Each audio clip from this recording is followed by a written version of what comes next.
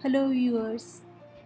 मेरा आज का वीडियो डेडिकेटेड है एक बुद्धिस्ट साइट को, जो यूनेस्को वर्ल्ड हेरिटेज साइट भी है। मैं आज बात करने वाली हूँ सांची स्तूपा की। सांची स्तूपा भोपाल से लगभग 48 किलोमीटर दूर है। हम अभी सांची स्तूपा के कैंपस में हैं और यह है एक बहुत बड़ा कैंपस है। इसकी एंट्री टिकट मेन साइट से लगभग 1 किलोमीटर पहले मिलती है। इस साइट पर भारत के अलावा विदेशों से भी बौद्ध धर्म को मानने वाले लोग बड़ी संख्या में आते हैं। सांची स्तूपा को 1989 में यूनेस्को वर्ल्ड हेरिटेज की लिस्ट में शामिल किया गया था। सांची स्तूपा के सांस्कृतिक महत्व को सम्मान देते हुए भारत सरकार ने 200 रुपये के नोट पर इसकी तस्वीर छापनी शुरू की है। पानी की बोतल के अलावा अन्य खाने पीने का सामान अंदर ले जाना मना है। आप ट्राइपॉड या बैग भी अंदर लेकर नहीं जा सकते हैं। अभी मेन साइट में प्रवेश के साथ ही 3 स्तूप नज़र आ रहे हैं। कैंपस बहुत शांत है और एक अलग ही एनर्जी से भरा हुआ है। आज मौसम भी काफ़ी सुहाना है।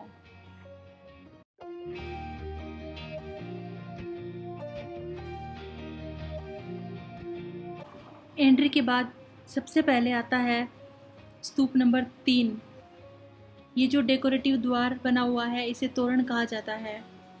यक्षों की मूर्तियां इस तरह बनाई गई है मानो उन्होंने ही द्वार को उठा रखा हो। इस द्वार का निर्माण मेन स्तूप के काफी बाद में हुआ है। इस स्तूप का जो स्वरूप अभी हम देख रहे हैं वो रिस्टोरेशन के बाद का है। इस स्तूप का निर्माण शुंगों के काल में हुआ था, जिन्होंने मौर्यों के बाद यहाँ शासन किया था। इस स्तूप का निर्माण बुद्ध के शिष्य सारिपुत्र और मादगल की अस्थियों के अवशेष को सुरक्षित रखने के लिए किया गया था। वैसे तो सभी स्तूपों का निर्माण स्वयं बुद्ध या उनके जीवन काल में उनसे जुड़े प्रमुख व्यक्तियों के अवशेषों को सुरक्षित रखने के लिए किया गया था।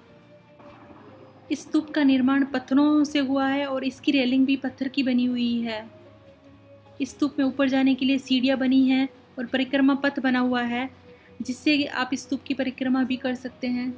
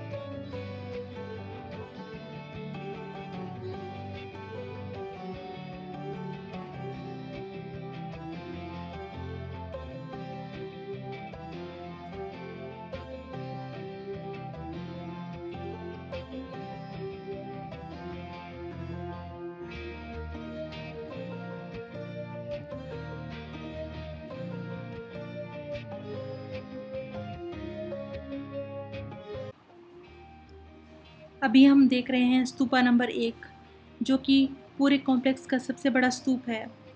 इसका निर्माण मौर्य शासक अशोक के समय में हुआ था। मूल रूप में इस स्तूप का निर्माण ईंटों से हुआ था और इसका निर्माण बुद्ध के अवशेषों को सुरक्षित रखने के लिए किया गया था। इस स्तूप के चारों ओर रेलिंग बनी हुई है और ऊपर जाने के लिए सीढ़ियां और परिक्रमा पथ बना हुआ है। चारों दिशाओं में 4 तोरण द्वार बने हैं, जिन पर बुद्ध के जीवन, जातक कथाओं इत्यादि का चित्रण है।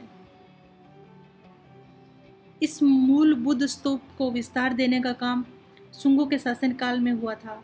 इन्होंने ईंटों की जगह पर इसका निर्माण पत्थर से करवाया और इसके चारों ओर रेलिंग का निर्माण भी करवाया।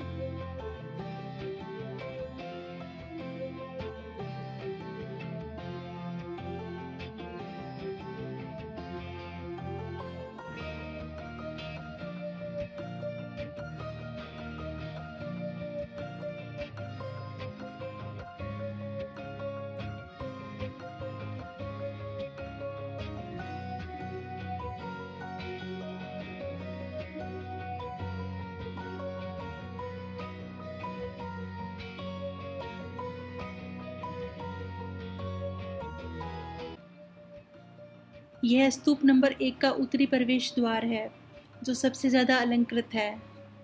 वास्तव में इन स्तूपों का वर्तमान स्वरूप जो दिखाई दे रहा है, वे अपने निर्माण के समय में ऐसे नहीं थे। 200 ईसा पूर्व से लेकर 11वीं शताब्दी तक इनके स्वरूप में कुछ न कुछ परिवर्तन होता रहा है। इन तोरण द्वार के अलंकरण में इंडो ग्रीक प्रभाव भी झलकता है। इस शैली को गांधार शैली कहा जाता है।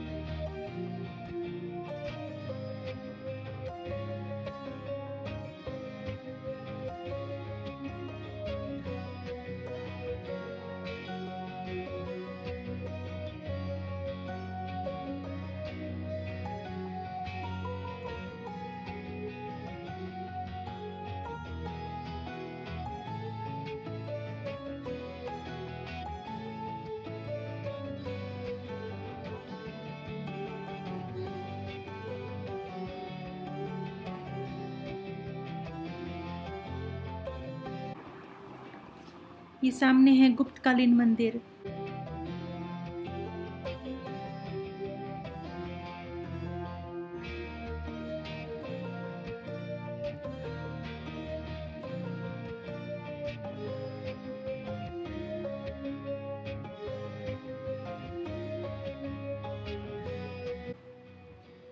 इस कैंपस में कई बौद्ध विहारों के भी अवशेष हैं।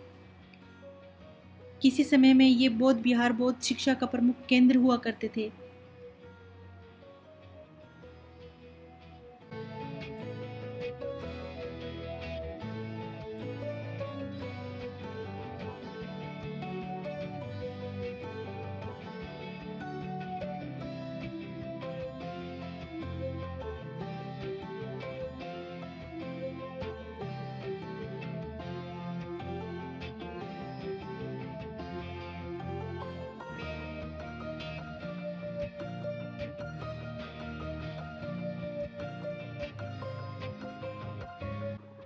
ये भी एक गुप्तकालीन मंदिर है।